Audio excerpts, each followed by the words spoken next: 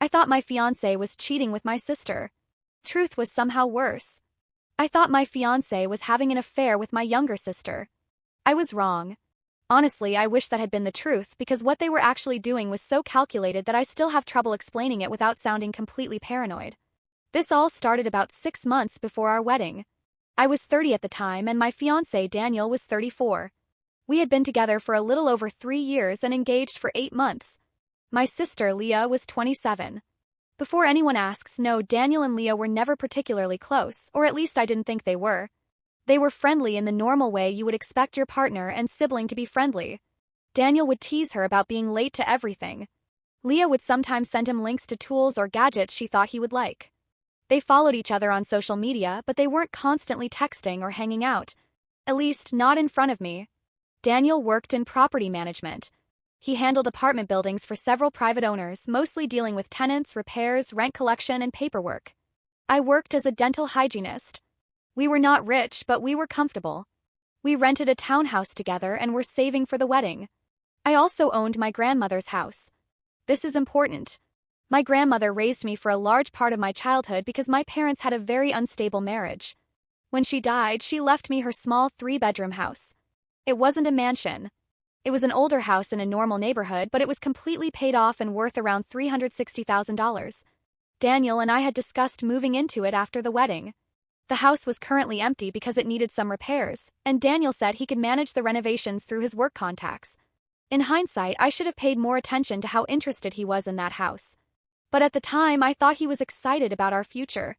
The first strange thing happened when I noticed a monthly payment leaving our joint account. Daniel and I each had personal accounts, but we also had one shared account for rent, groceries, utilities, and wedding expenses. One night, I was going through our transactions because our balance seemed lower than I expected. I found a payment for $1,450 marked as Briarwood. First, I assumed it was something wedding-related. We were paying deposits for the photographer, caterer, venue, and florist, so there were a lot of transactions I didn't immediately recognize. I texted Daniel while he was at work. I wrote, "Hey, what is Briarwood? There's a $1,450 payment from the joint account." He responded about 10 minutes later. "Work thing. I'll explain tonight." That answer bothered me a little because he had used our personal joint account for something connected to work. When he got home, I asked him about it. He told me Briarwood was an apartment building managed by his company. According to Daniel, one of the tenants was an elderly woman named Mrs. Porter who had recently been hospitalized. She didn't have any close family, and there had been an issue with her automatic rent payment. Daniel said he temporarily paid it himself so she wouldn't get a late fee or eviction notice while she was in the hospital. I asked why he used our joint account. He said it was an accident. He had apparently saved our shared debit card in his phone and selected the wrong card when making the payment. I said, "You paid almost $1,500 for a tenant?" He replied, "It's not like I gave it away. She's paying me back." I asked when. He said, "When she gets discharged." I didn't love the explanation, but Daniel was the kind of person who sometimes did things for tenants that were technically outside his job description. He had driven an elderly man to a doctor's appointment before. He had bought groceries for a woman whose husband had died. He had even paid for a broken window himself when the owner refused to replace it quickly. So it wasn't completely unbelievable. I told him he needed to put the money back into the account as soon as possible because some of it was reserved for our caterer. He said he would. Then he kissed my forehead and told me I worried too much. That should have been the end of it. A month later, another $1,450 payment went to Briarwood. This time, it came from Daniel's personal account. I only noticed because I was sitting next to him while he checked his banking app, and I saw the transaction. I asked, "Is Mrs. Porter still in the hospital?" He immediately closed the app. That was the first moment when I felt something was genuinely wrong. He said no. "It's complicated." I asked what that meant. He sighed and acted like I was interrogating him. Then he said Mrs. Porter had returned home, but her pension payments had been delayed because of some paperwork problem. He said she was embarrassed and didn't want anyone else to know. I asked why her rent was still his responsibility. Daniel said, "It isn't. I'm just helping." I told him helping once was generous. Paying someone's rent every month was something else. He became defensive. He said, "It's my money." That was technically true because the second payment came from his personal account. Still, we were planning a wedding and supposedly saving for renovations. We regularly discussed purchases over $200. Paying nearly $3,000 toward a stranger's rent without telling me felt dishonest. I asked to meet Mrs. Porter. Daniel looked at me like I had asked for her medical records. Why would you need to meet her? Because you're paying her rent. She's an elderly woman, not my secret girlfriend. I remember those exact words because of how ironic they felt later. I told him I wasn't accusing him of anything romantic. I just didn't understand why he was so personally involved. He said the situation would be resolved soon. Then he changed the subject. A few weeks passed. The wedding planning became more stressful, and I pushed the apartment issue to the back of my mind. Then I started noticing Daniel leaving the house on Thursday nights. He had always occasionally handled emergency maintenance after hours. Pipes burst. Elevators stopped. Tenants locked themselves out. But these Thursday trips became predictable. He would receive a text around 7 o'clock or 7:30, glance at his phone, and then say he needed to check something at a property. First, I didn't connect it to Briarwood. Then one Thursday, he said he was going to the Mill Creek Apartments. I knew Mill Creek was on the west side of town. About an hour later, I checked our shared location app because I wanted to see when he would be home. His location showed Briarwood. I stared at it for a while, trying to think of an innocent reason. Maybe he had gone there after Mill Creek. Maybe the app was delayed. Maybe his company managed multiple buildings in that area. I texted him. "How's Mill Creek?" He replied. "Still dealing with the plumbing issue." I checked the map again. He was definitely at Briarwood. I took a screenshot. I didn't confront him immediately. I wish I could say I stayed calm because I was strategic, but the truth is that I was afraid of the answer. Until that night, I had mostly believed him. Now I knew he was lying about where he was. When he came home, he smelled like laundry detergent. Not perfume. Not alcohol. Just very strong laundry detergent, like he had spent time in a small apartment where someone had recently washed clothes. I asked how the plumbing issue went. He said, "Messy but handled." I looked directly at him and asked, "At Mill Creek?" He said yes. I almost showed him the screenshot. Instead, I said, "Okay." I wanted to see whether this was a one-time lie or part of something larger. The next Thursday, he left again. This time, I followed him. I felt ridiculous. I had never followed anyone before, and I kept thinking I was becoming one of those people who ruins their relationship by imagining betrayal everywhere. I stayed several cars behind him. Daniel drove directly to Briarwood. It was a decent-looking apartment building, 4 stories, beige brick, with balconies facing a small parking lot. He parked near the side entrance. I parked across the street behind a delivery van. Daniel went inside carrying a grocery bag. I sat in my car for almost 40 minutes. Nothing happened. I considered leaving. Then the side door opened. My sister walked out. Leah was wearing gray sweatpants, a baseball cap, and one of Daniel's old college sweatshirts. I recognized it because I had packed it into a donation bag months earlier. Daniel had told me he took the bag to a charity drop-off. Leah walked to her car carrying a small cardboard box. She looked around the parking lot before putting the box in her trunk. Then she went back inside. My hands started shaking. I didn't know what I was seeing. I could think of explanations for Daniel being there.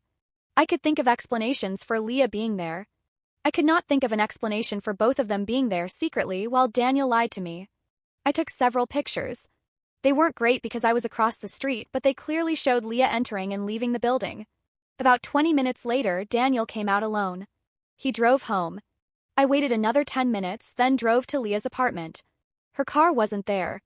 I called her. She answered after 4 rings. "Hey, what's up?" I could hear a television in the background. I asked where she was. She said home. I said, "At your apartment?" She paused. "Yeah. Why?" I almost confronted her. Instead, I said I was nearby and wanted to drop off a bridesmaid dress sample. She replied, "Oh, actually, I'm about to take a shower." I said I could leave it outside. Then she changed her story. She said she was at a friend's apartment across town. I asked which friend. She said Megan. Leah did have a friend named Megan, but Megan lived in another state. When I pointed that out, she laughed nervously and said it was a different Megan from work. I asked what neighborhood. She said, "I don't know." Near downtown. Briarwood was not near downtown. I ended the call without telling her what I knew. That night, Daniel came home acting completely normal. He asked what I wanted for dinner. He complained about traffic. He sat beside me on the couch and showed me a funny video. I kept looking at him and wondering how long he had been lying. I also wondered whether he and Leah thought I was stupid. My first assumption was that they were sleeping together. I know that may sound dramatic, but I think most people would have assumed the same thing. Daniel was secretly paying for an apartment. He visited it every Thursday. My sister was there wearing his clothing. Both of them lied about their location. What else was I supposed to think? I didn't sleep that night. The next morning, I checked Daniel's phone while he was in the shower. I'm not proud of it. Before this, I had never searched his phone. I knew his passcode because we had never hidden our phones from each other. Or at least I thought we hadn't. There were no recent texts between him and Leah. In fact, their normal text thread had not been active for almost 3 weeks. The last message was Leah asking him what time our family dinner started. That confused me. If they were meeting secretly, they had to be communicating somehow. I checked deleted messages. Nothing. I checked WhatsApp, Facebook, and Instagram. Nothing. Then I noticed an app that looked like a calculator. I tapped it. It required a different passcode. I tried his birthday. Wrong. I tried our anniversary. Wrong. Then the shower stopped. I put the phone back exactly where it had been. That afternoon, I called Leah and invited her to lunch. She seemed hesitant but agreed. We met at a sandwich shop near my office. I decided not to ask directly whether she was sleeping with Daniel. I wanted to see whether she would lie without being cornered. I casually asked what she had done the previous night. She said she watched television at home. I reminded her that she had told me she was with a coworker. She blinked several times. Then she said, "Right. I went there for a little while and then went home." I asked the coworker's last name. She laughed. "Why are you questioning me?" "I'm making conversation." "No, you're being weird." I looked at the sweatshirt she was wearing. It wasn't Daniel's, but it was the same brand. I asked, "Did Daniel ever give you his old college sweatshirt?" Her face changed. It was subtle, but I saw it. She said, "No. I thought I saw you wearing it." "You probably saw someone else." "Where?" "I don't know." "You're the one who said you saw me." She became irritated and said she needed to return to work. Before she left, I asked, "Is there anything you need to tell me?" She stared at me for a few seconds. Then she said, "You should stop looking for problems where there aren't any." That sentence stayed with me. Not because of what she said. 'Cause it sounded rehearsed. Sounded like something Daniel would say. That night, I searched Briarwood online. The building had 48 units. Daniel's company did manage it. I found an old rental listing with a floor plan and contact information. The listed property manager was Daniel.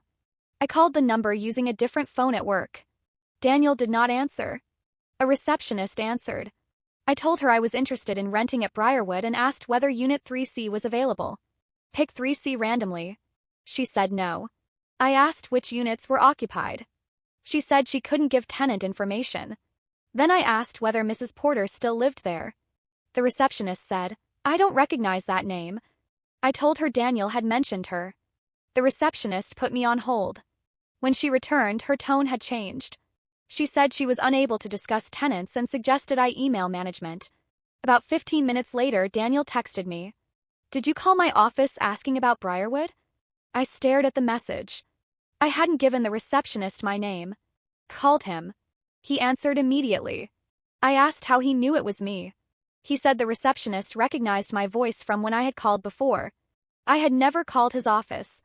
When I reminded him of that, he said, "She probably found your number through caller ID." I had called from my work phone. He became angry. He asked why I was investigating one of his tenants. I said, "Because you lied to me about going there." There was a long silence. Then he said, "What are you talking about?" I sent him the screenshot showing his location at Briarwood. He didn't answer for almost a minute. Finally, he said, "I went there after Mill Creek." "You told me you were still at Mill Creek." I didn't want to explain everything over text. "Explain it now." He sighed. He said Mrs. Porter had a granddaughter who was dealing with addiction and financial problems.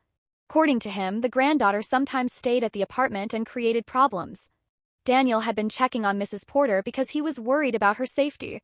I asked why Leah was there. Another silence. He said, "Leah knows her." I actually laughed because the lie was so ridiculous. I asked how my sister knew his elderly tenant. He claimed Leah had met the granddaughter through a support group. My sister had never attended a support group. I told him I had seen Leah carrying a box from the apartment. Daniel's voice became quiet. You followed me? Yes. That's insane. No, what's insane is you paying rent for a woman your office has never heard of while secretly meeting my sister. He told me to calm down. I said, Are you sleeping with Leah? He sounded genuinely shocked. What? Answer me. No. Absolutely not. Then tell me the truth. I am telling you the truth. No, you're giving me a new story every time I find another lie. He hung up. That evening, he did not come home.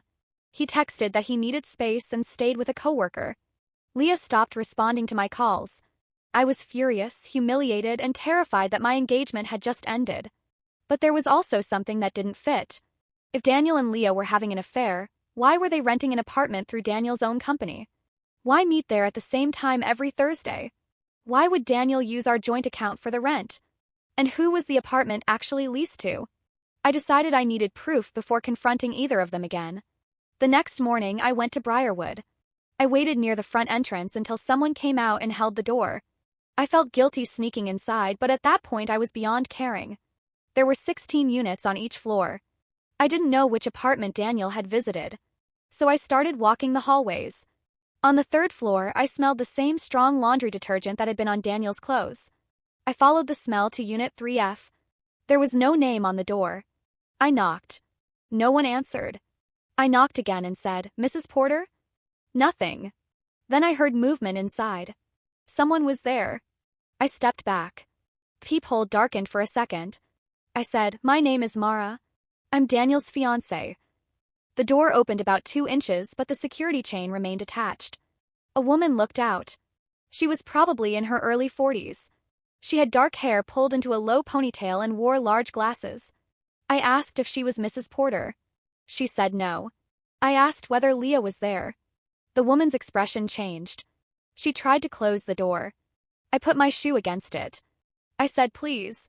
I'm not trying to cause trouble.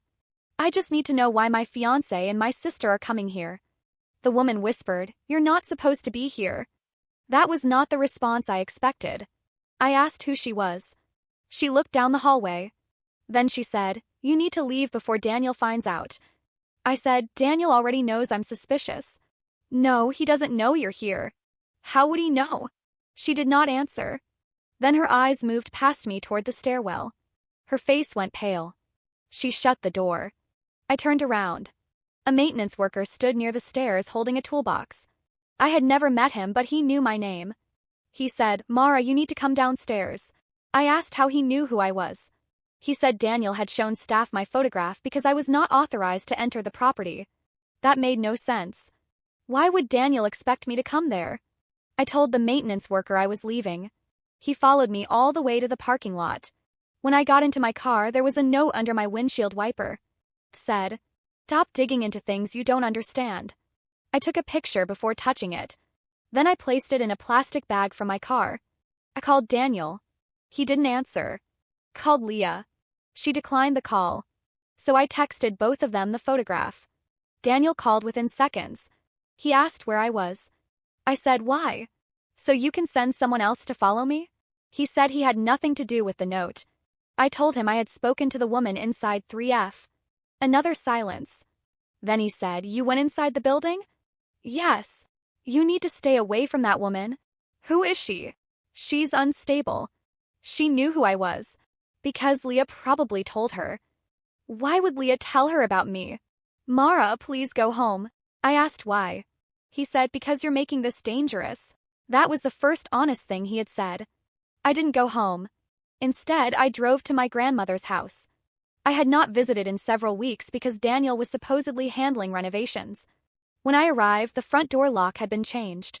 I tried my key several times. It didn't work. I called Daniel. He didn't answer. I walked around the house and looked through the windows. The living room was mostly empty. Some of my grandmother's furniture had been moved into storage months earlier, but I had left several boxes of personal belongings in the dining room. The boxes were gone. There were folding tables inside.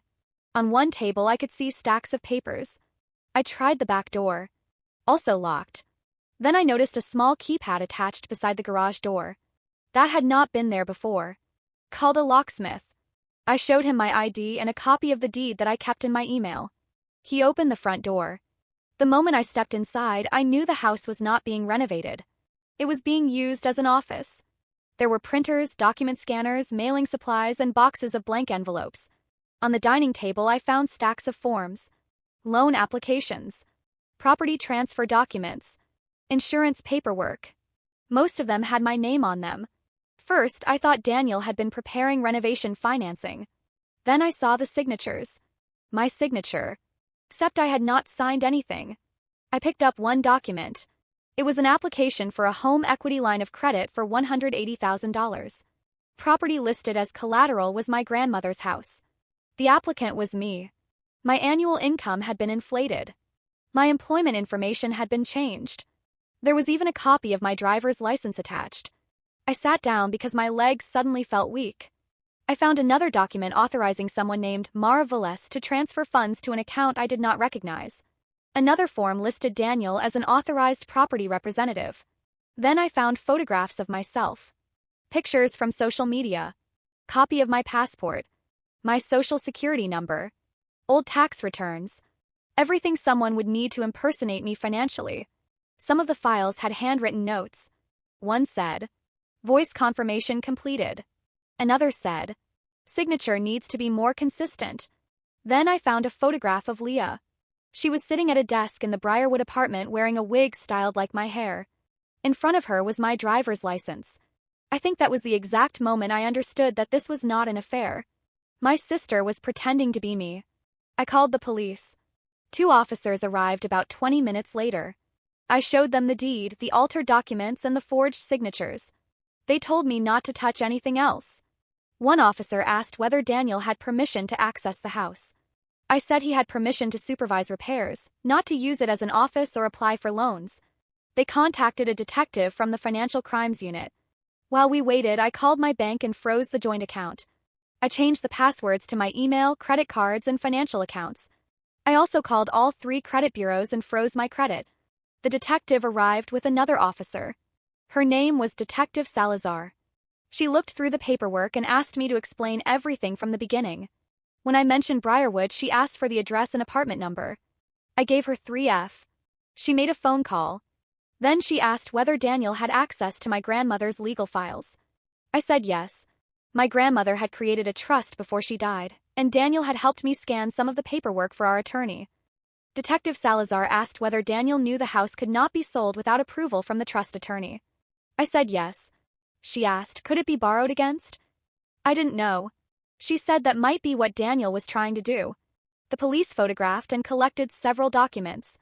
Then Detective Salazar told me to stay somewhere Daniel could not easily find me. I went to my best friend Nina's house. I did not tell my parents immediately. My mother has severe anxiety and I knew she would panic. My father and I were not close. My parents divorced when Leah and I were teenagers. I only told Nina and my uncle Raphael, who was one of the trustees connected to my grandmother's estate. When I showed Uncle Raphael the loan documents, he was stunned. He said the house was protected by the trust, but Daniel may have believed he could bypass some of the restrictions using a power of attorney. I asked how he would get that. Uncle Raphael pointed to one of the forged documents. They were trying to create one. That night, Daniel called me more than 30 times. He left voicemails claiming there was a misunderstanding. Then he changed his tone. In one message, he said, "You had no right to let the police into that house. There are confidential client documents there." It was my house. He was talking like I had broken into his office. Later, he sent a text saying, "Leah was only helping me organize things. Nothing has been submitted."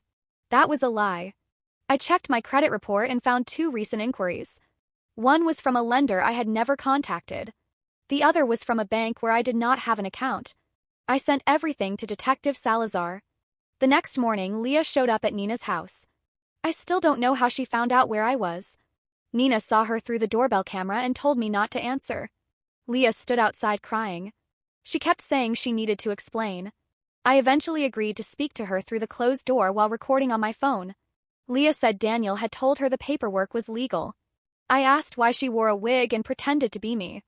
She said it was only for a video call. What video call? She hesitated. Then she admitted she had spoken to a lender pretending to be me. She claimed Daniel told her it was necessary because I was at work and the application deadline was that day. I said, why didn't he just call me? She said Daniel told her I had already agreed but would get nervous and delay everything. I asked whether that sounded believable to her.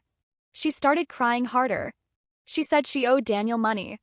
That was the first part one had not known. Apparently, Leah had accumulated almost $40,000 in credit card debt and personal loans. She had also borrowed money from our parents and lied about why she needed it. Daniel found out about the debt about a year earlier. Instead of telling me, he offered to help her. He paid off some of her highest interest bills.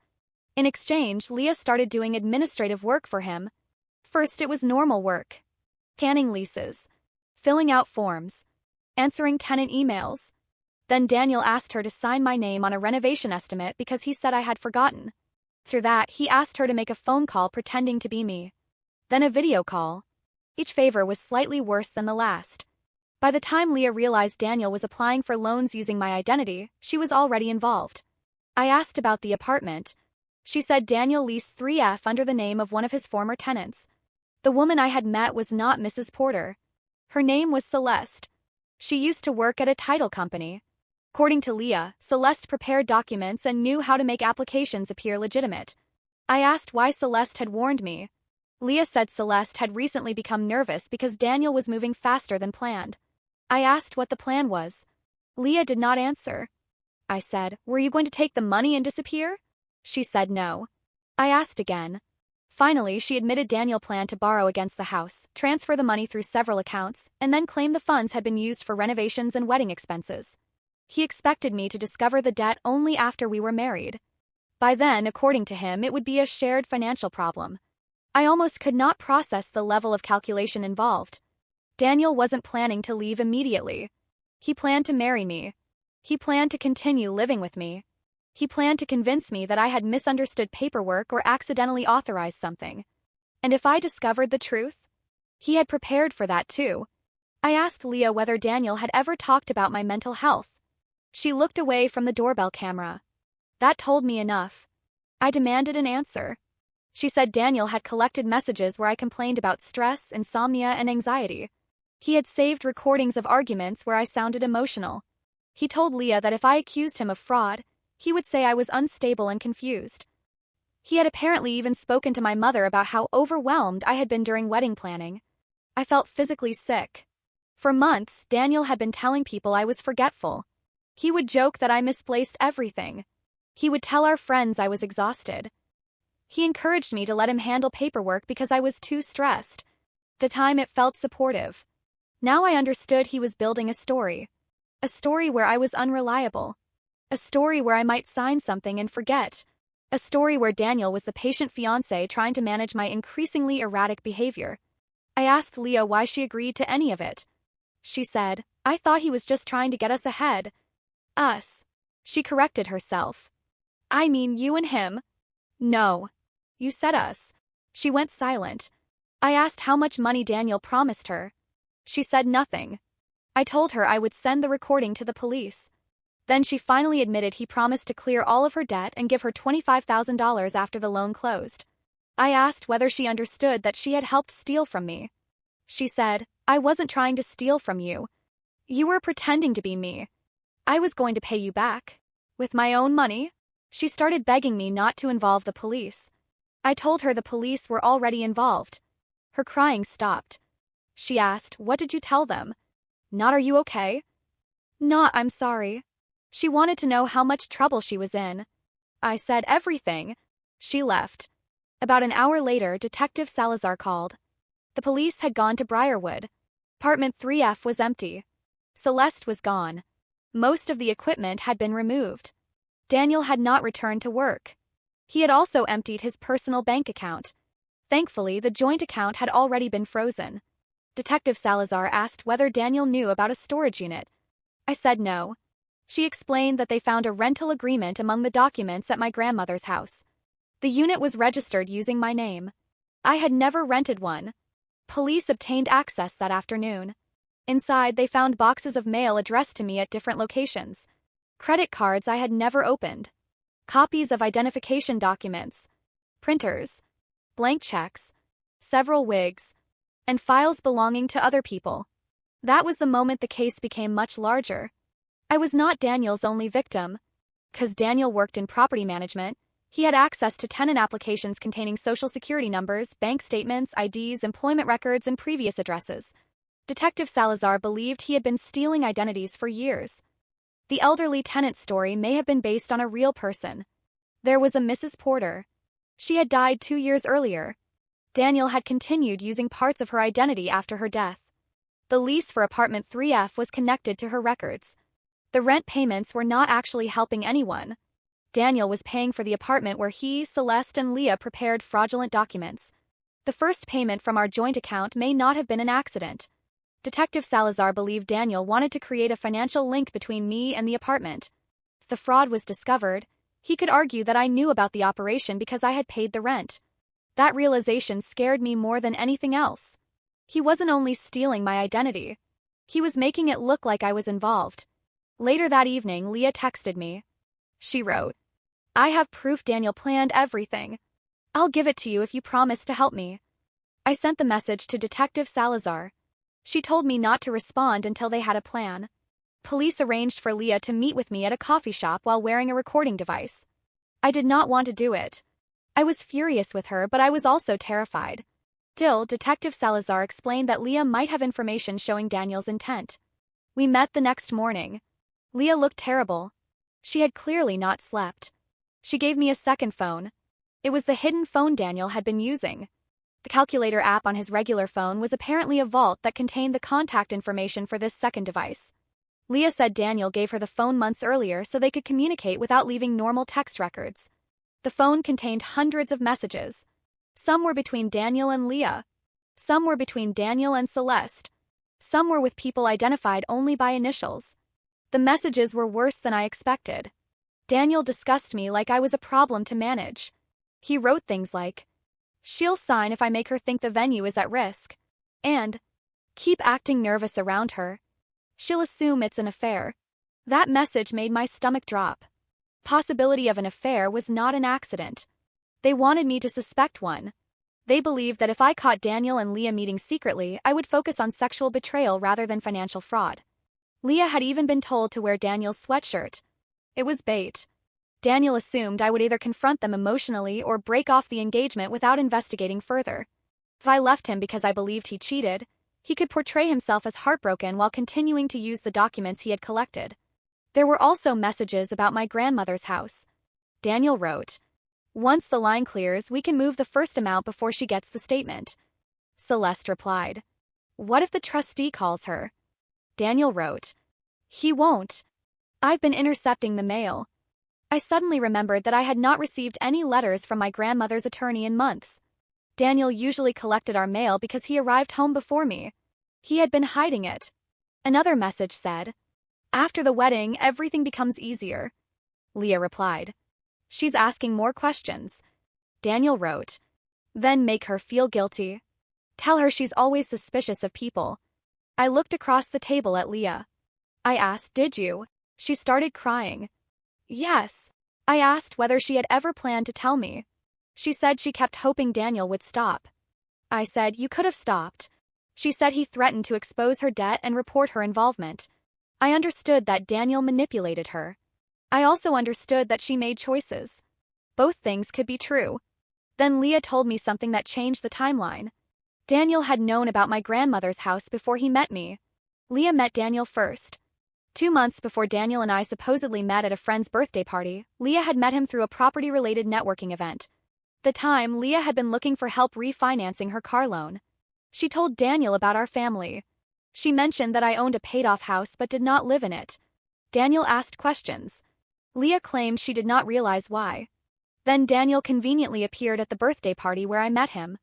That meant our relationship may never have been accidental. He may have targeted me from the beginning. I asked Leah whether she introduced us intentionally.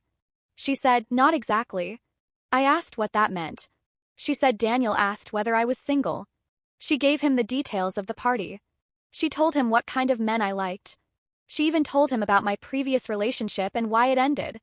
Daniel knew exactly how to approach me. He knew I was cautious. He knew I valued reliability. He knew I had grown up around financial instability and wanted a partner who seemed responsible. So that was the person he became. He helped me budget. He organized bills. He remembered appointments. He volunteered to handle repairs. Everything I loved about him had been designed using information my sister gave him. I felt like someone had reached into every memory of our relationship and poisoned it. Even our first date. Daniel took me to a small Italian restaurant because I had once told Leah it was my favorite. I thought it was a coincidence. It wasn't. The necklace he gave me on our first anniversary was similar to one my grandmother owned. I thought he had noticed my taste. Leah had shown him photographs. He did not gradually learn who I was. He was given instructions. After the meeting, police took the phone. Leah was questioned formally. She later hired an attorney and began cooperating. Daniel was still missing. For 2 days, no one knew where he was. Then he emailed me. The subject line was, "We can still fix this." His email was long. He said Leah was unstable and had manipulated both of us. He said Celeste was responsible for the fraudulent documents. He claimed he only wanted to access money from the house to pay for renovations and surprise me. He said he planned to repay everything before I noticed. He also said going to the police had destroyed our future. That sentence made me angrier than anything else. He blamed me for destroying the future he had built through fraud. At the end of the email, he asked me to meet him privately. He said he had information that could protect me from criminal charges. That was an obvious threat. I forwarded the email to Detective Salazar. The police traced it to a hotel about 2 hours away. Daniel was arrested that evening. He had cash, several fake IDs, and a laptop containing documents connected to at least 9 identities. Celeste was arrested 3 days later at her sister's house. I learned more over the following weeks. The full investigation took months, but I'll summarize the parts connected to me. Daniel had been committing identity fraud before he met Leah. He targeted people whose personal information he could access through rental applications.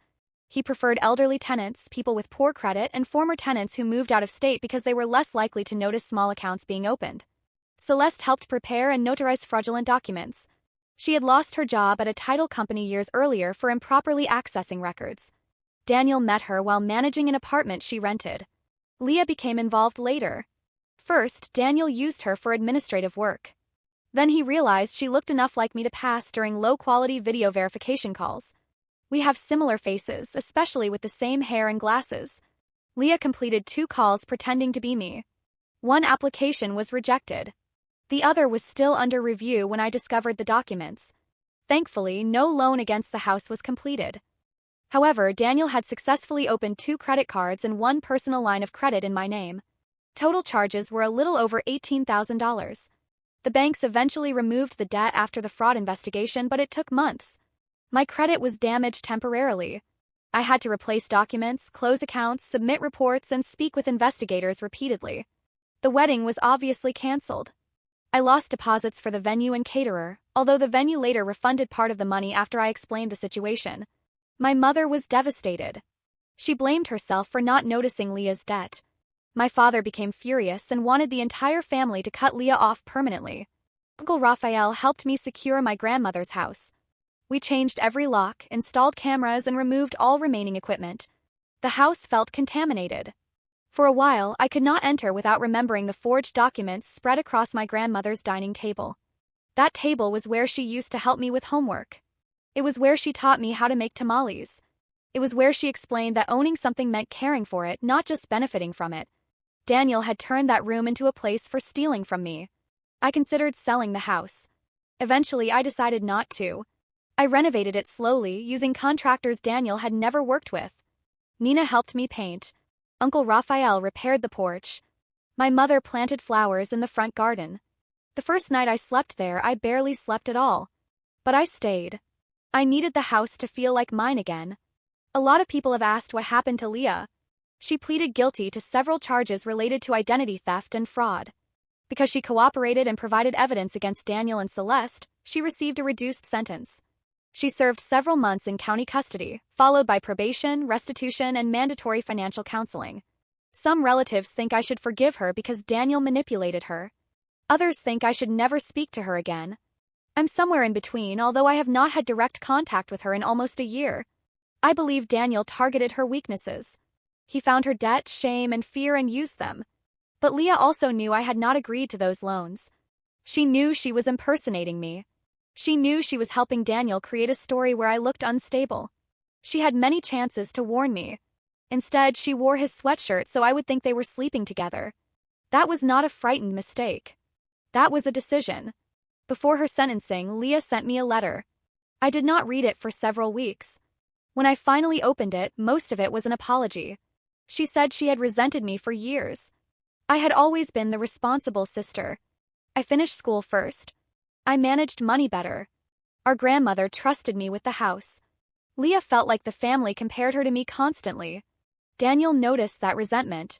He told her I did not deserve the house because I had not worked for it. He said I was selfish for leaving it empty. He convinced her that borrowing against it was not really stealing because the money would eventually benefit the family. She wanted to believe him. Then she became trapped. In the letter, Leah wrote, "I kept telling myself I was helping you build a better life. Truth is, I liked knowing something you didn't. For once, I felt like I was the smart one." That was the most honest sentence in the entire letter. I have not forgiven her. Maybe someday I will forgive her in the sense that I will stop carrying anger. But forgiveness does not mean access. She does not know my address, even though I still live in my grandmother's house. She does not have my phone number. Any communication goes through our mother.